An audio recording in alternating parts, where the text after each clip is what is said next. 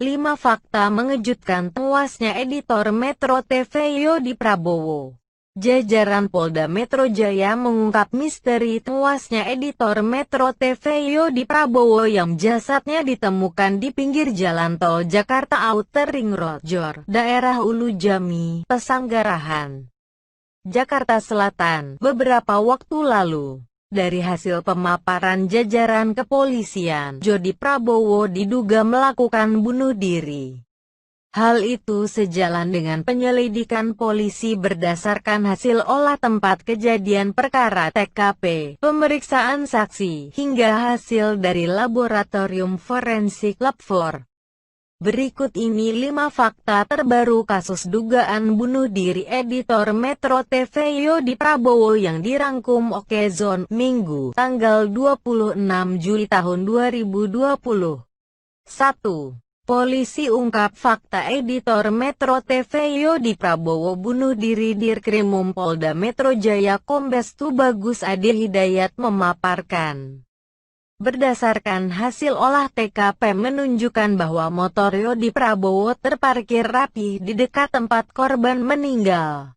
Motor tersebut ditemukan oleh petugas ronda di daerah tersebut sekira pukul 2 waktu Indonesia Barat dini hari. Ditambahkan Tubagus, pihaknya juga tidak menemukan adanya ceceran darah selain di tempat korban meninggal.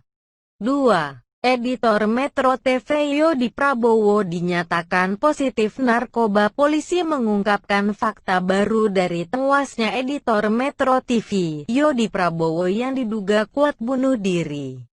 Fakta lain menyebut, Yodi juga dinyatakan positif narkoba jenis amfetamin. Kesimpulan sebab mati korban kekerasan tajam di leher.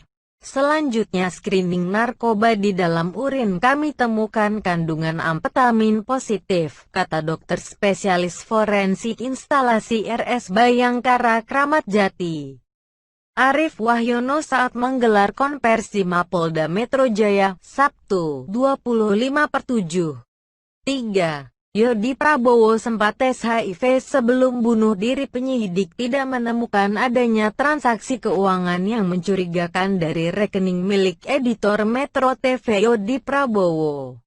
Tak hanya itu, polisi juga tidak menemukan adanya pesan bernada ancaman dalam telepon genggam milik Yodi Prabowo. Namun, polisi menemukan adanya satu aliran dana yang digunakan Yodi untuk melakukan pengecekan ke dokter Rumah Sakit Cipto Mangunkusumo, RSCM, Jakarta. Yodi datang ke RSCM untuk melakukan pemeriksaan di bagian kelamin dan kulit. Dengan menggunakan debit BCA melakukan pembayaran ke RSCM. Pertanyaannya, untuk apa uang itu? Dilakukan pemeriksaan laboratorium dan juga konsultasi ke dokter. Dokter apa? Adalah dokter ahli penyakit kelamin dan kulit, kata Tubagus di Mapolda Metro Jaya. 4. Ayah Yodi Prabowo tidak terima anaknya disebut konsumsi narkoba. Keluarga editor video Metro TV Yodi Prabowo merasa janggal atas dugaan bunuh diri yang diungkap polisi. Namun di antara kejanggalan itu, terdapat hal yang paling mencolok, yaitu soal seragam resmi yang biasanya dipakai Yodi setiap berangkat dan pulang kerja, justru nampak dilipat kecil dan dimasukkan ke dalam tas selempang. Itu yang paling aneh, kan ibunya juga tahu kalau dia itu pasti seragamnya kemeja kerja dipakai. Karena kan dia cuma bawa tas kecil diselempangin. Tapi waktu ditemuin, posisinya dia pakai kaos bersih, seragamnya digulung kecil-kecil di dalam tas.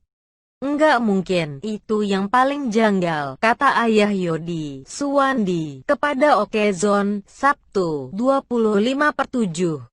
5. Sebelum meninggal Yodi Prabowo pernah lihat makhluk halus. Dirkrimum Polda Metro Jaya Kombes Tubagus Ade Hidayat menyebut bahwa editor Metro TV Yodi Prabowo berhalusinasi bahwa dia melihat makhluk halus sebelum melakukan bunuh diri. Hal itu diungkapkan Tubagus Ade berdasarkan keterangan seorang saksi. Ada semacam halusinasi, dia merasa ada makhluk halus dan lain sebagainya. Tapi itu merupakan pendukung dari keterangan saksi yang ditanya, kata Tubagus Ade.